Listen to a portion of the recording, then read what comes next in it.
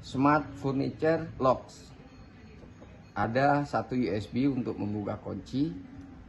Jika kode PIN lupa,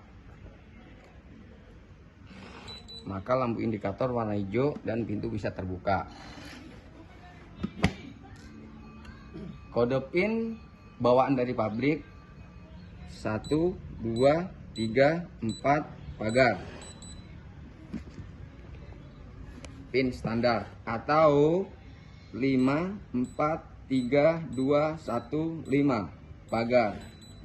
Pintu terbuka. Sekarang kita akan coba merubah kode pengguna.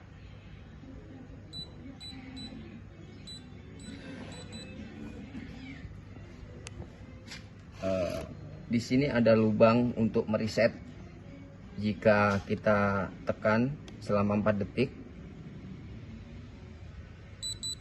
maka lampu indikator bunyi 4 kali. Itu artinya kode sudah reset menjadi pengaturan pabrik.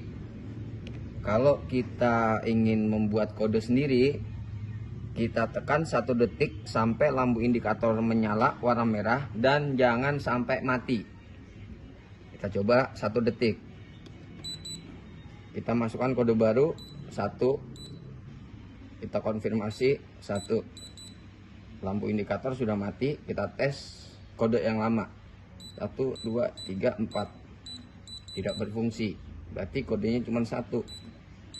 Warna hijau, kunci sudah berhasil. Untuk mereset menjadi pengaturan